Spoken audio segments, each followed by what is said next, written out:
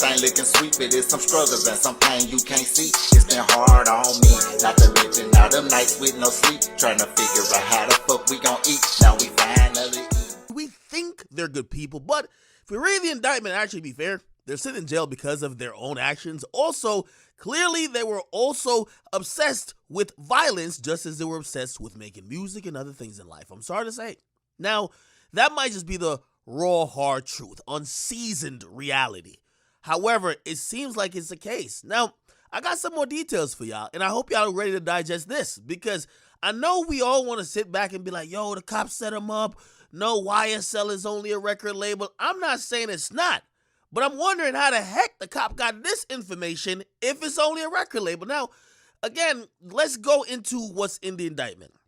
And first and foremost, you have to realize the way how Jeffrey Williams, aka YoungThug, is charged. They're charging him to be the leader of YSL. They said he is the kingpin, or one of them, within that organization. What do they have to prove that? Well, they have a bunch of, incidents where they believe he is making hits on people, making threats, authorizing stuff. He's financially covering certain things, which would make someone a high-ranking member. Now, here's the thing as well.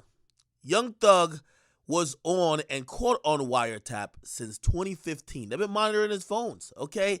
And in some of these conversations that he thought was private, and when you see it on an indictment, paints a completely different picture of how YoungThug was operating with quote-unquote YSL business. Now, again, I'm just reading what's publicly available. I am digging up nothing. This is just what the prosecutors said they heard, and if they heard it and they're typing it out and it's not public, clearly they have a wiretap or some type of communication, okay? Now, here's the thing.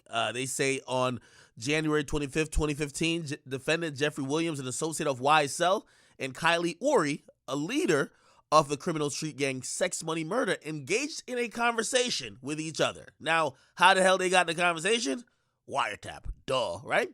And the conversation stated that sacrifices must be made. Soldiers must fall for the battle to be won. The conversation further states, per all, and there's a bunch of gangs, I believe, or no, there's a bunch of leaders of Sex Money Murder, I believe. Anybody not under one of these individuals in the state of Georgia must line up PSAP. There is no rolling from one to the other. Everything is as you are. Sex, money, murder. Nothing added, nothing take away. 2 guns. Now, they're saying that basically these were 2 gang leaders having a conversation on the phone that was wiretapped. Basically saying is get down and lay down. If people ain't rolling up under your gang or they not rocking with me, listen, people got to drop. Okay? Now, again, don't take a genius to figure out why the feds might be like, oh, this is the leader, right? Now, let's keep going. They also have another conversation, right? Where they have Jeffrey Williams yet again and somebody named Marquavius Huey. They engaged in a conversation in 2020, March 12th, where Williams, aka YoungThug, they were discussing a vehicle that got stolen, and YoungThug says to Huey, if he don't take it back, he gonna die. Again, all this type of stuff without context, it might just be like tongue-in-cheek, but clearly if there was a vehicle theft, there was somebody who was probably, on the outs of that gang. Like, they're painting a picture here, people, okay? Now, that's not only it, all right? They also have another situation, right? Where they basically say that YoungThug, right?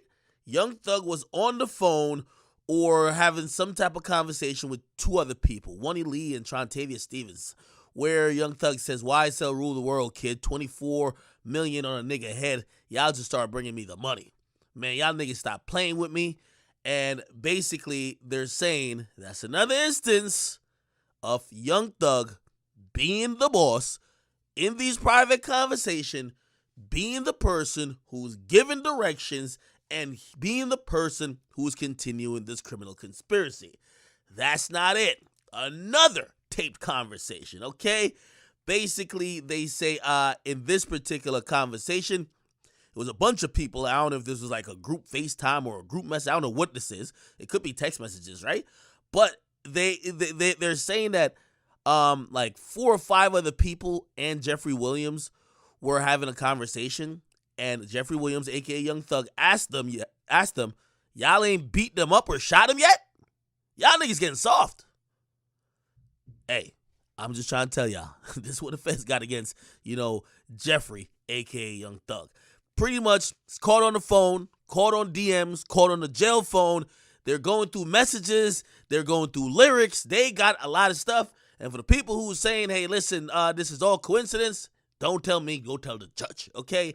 Again, I'm still flabbergasted that these guys were up tens of millions of dollars, but was out here literally playing like some cops and robbers, GTA, like, mob boss stuff, which then just tells you they couldn't have valued their freedom and their wealth that much, all right?